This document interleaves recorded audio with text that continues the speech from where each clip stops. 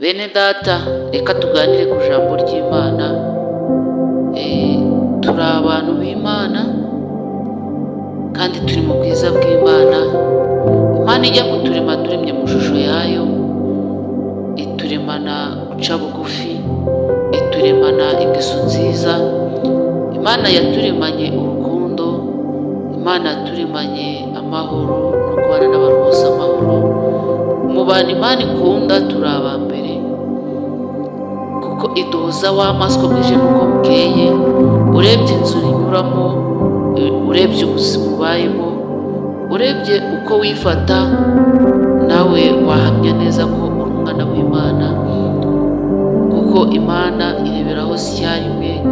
Ntiyarebye ingeso zawe, ibyo uvuga, ibyo ukora, ahubwo yita ku mutima waciye bugufi kandi wihanye, maze ikakugarukira.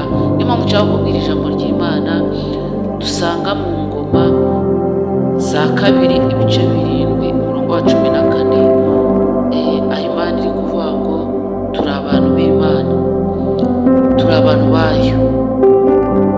Iteka ntabwo tumenya ko turi abantu b'Imana. Harimo abantu baba bazi ko ari bo bantu b'Imana, nk'abandi atari abantu b'Imana, akabisanisha n'ubuzima turimo bwa buri munsi. Ariko twese turi abantu b'Imana. Ntabwo imvura yagwa ngo igwe mu murima w'umwe undi usige. Twese imvura igwa mu mirima yacu. Utitaye ko witwa umuntu w'Imana, utitaye ko abantu batazi uko ubayeho, ingeso zawe, n'ibyo uvuga n'ibyo ukora, wumve ko n'undi nawe utazi ingeso ze n'imico ye n'imyifatire ye ko nawe ari umuntu w'Imana. Twese turi abantu b'Imana.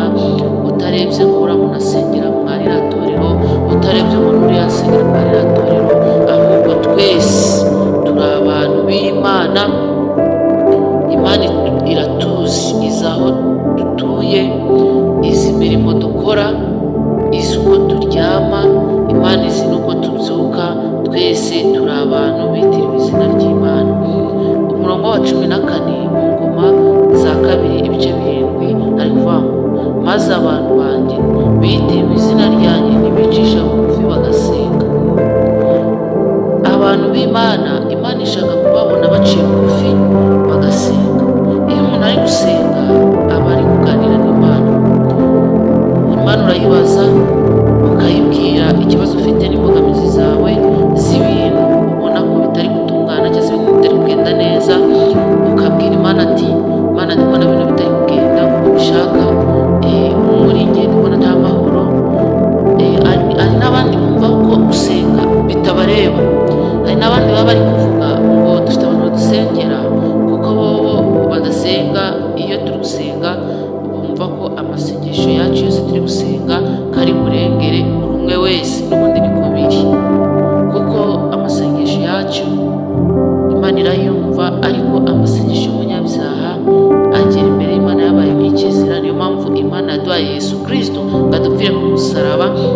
Nidusenga ijye iturebera mu maraso ye, kuko hari n'igihe dusenga nabi, Yesu akabihindura neza, akabwira Imana ati, Imana niki yagusabaga, niki yakubwiraga, n'ubuzima ari kunyuramo, Yesu akabihindura neza. Ibyari nabi, ibyagaragaraga nabi, Yesu akabihindura neza. Niyo mpamvu nawe ibyawe rero ubona biri gucamo, ukabona biri gutungana, si uko byari bikwiye rwose, kuko muri wowe udafite umutima wo guca bugufi, usenga Imana, uyegere, uyereke agahinda, uyereke amaganya, ahubwo ugategereza abagiye gusenga ko bari mu rusengero. Hari n'abato ukumva arakubwira wewe ngo nugerayo ngo nanjye unyibuke, wewe ngo nugerayo ngo nanjye unsabire umugisha.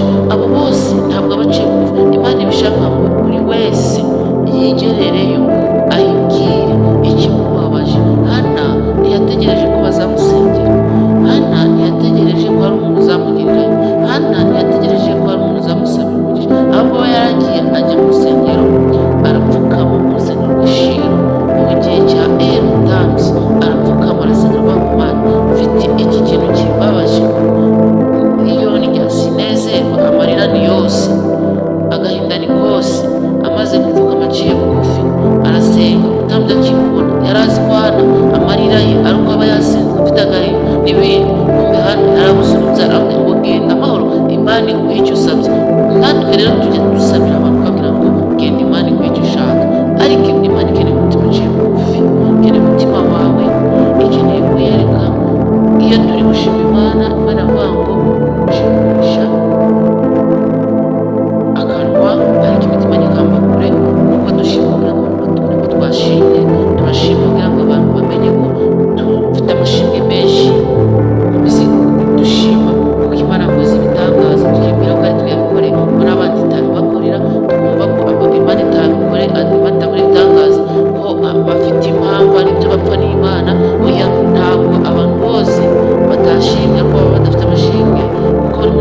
kimwe ku giti cye n'icyo Imana yakoze atabasha kukubwira n'Imana itakumenyesheje, ahubwo buri wese amenya ibye. Niyo mpamvu rero ndi kwinginga kugira ngo umunsi wa none Imana ikwemera kugukiza, nta ruhare ubigizemo. Imana igiye kugukiza, Imana igiye gutabara, itarebye ku mutima wawe wishyize hejuru, itarebye ukuntu witwara, itarebye ingendo yawe, ahubwo Imana igiye kugukiza, nta ruhare ubigizemo. Imana igiye gutabara, Imana igiye kukugira neza. Rero ndakubwira ngo neza uyu munsi wa none ngo nusenga ukicisha bugufi mugashaka mu maso hanjye, Imana niyo kutubwira ngo dusenge duce bugufi, dushake mu maso hayo, tugahindukira tukareka ingeso zacu mbi. Icyo gihe Imana iratwemereye ngo igiye kutugiza nta ruhare twabigizeho, kuko imitima yacu twayicishije bugufi tugaca bugufi. Imana igiye kudukiza, idukiriza igihugu. Imana nigukiza izakiza urugo rwawe, ikuzanemo ubutunzi bw'umugisha. Ndabakunda kandi abanshaka n'umwete bazabona, kuko ubwire icyubahiro n'ubugingo gukiranuka nabyo biri iwanjye. Imana byose irabifite ibyo turi gushaka, icyo ishaka nuko duca bugufi kugira ngo nigukire, niguhe ubutunzi, nikize urugo rwawe, nigukize ikakubwira neza, ikaguha imikorere, ikaguha akazi, akabanya no kukwifuza, ukicara muri biro kuba bisabye Imana, ukaba umuyobozi ukomeye. Imana izabikugirire neza, nta ruhare wabigizemo. Icyo ishaka gusa n'umutima uciye bugufi, n'umutima wihanye, n'umutima udafite kamere, n'umutima udaca imanza, n'umutima ubabarira uri wowe, ukatunga imbabazi. Icyo gihe Imana irakwemereye kugukiza, nta ruhare ubigizemo, kuko ufite umutima uciye bugufi. Nibyo koko abantu barakuvuze, baranakubabaza. Nibyo koko ushobora kugera mu gihe ukagira ngo abantu barakwanga, nawe ubwawe wabibona, wabirebesha n'amaso yawe. Si uko abantu bakwanga, ntabwo bakwanga, ahubwo ni umutima ubirimo. Wowe muri wowe gira kwiyubaha, wubahe n'abantu, uce bugufi, ushima Imana, usenga Imana, uyegere. Nubona hari ikikubabaje, nubona hari bitari gusobanura, nubona hari ibintu bitari kugenda neza, uzegera Imana, uzayegere, uyibwire ati Imana rero ndikubona muri njye bitari kugenda, kandi ariko ndikubona n'abantu ubona ari ibintu bitari kugenda neza. Icyo gihe kuko iyo wiganiriye ukajya kure y'Imana, ubugingo bwawe bujya kure, uba uhangayitse, ukumva amahoro. Ariko muri wowe ntubwira kwihangana, ugakomera, ukagira imbabazi muri wowe, ugaca bugufi, ukabona n'abantu bose amahoro, ugasabira abantu, ntubatuke, ntubavume, ukaba agasaro ugasabye Imana, avuga ati Imana icyo nshaka si wagiye ugirira neza data Dawidi, ukamurugisha, ukagendana nawe, ukamuha imbabazi zihoraho. Nanjye nibyo ngusabye, ubwenge kugira ngo mbashe kubana n'abantu bampaye naho ntuye. Bityo Imana yarebye aravuga ngo ubonye umutima wawe guca bugufi muri wowe, waruje kuntambira igitambo cyinshi mu gihugu uri amahoro, kugira ngo n'abandi bazagira amahoro, bazagira umugisha. Kubw'ibyo nguhaye ubutunzi, nguhaye icyubahiro, nguhaye ubwira, nguhaye kurama, uzabaho neza, kuko utifuje ko bagenzi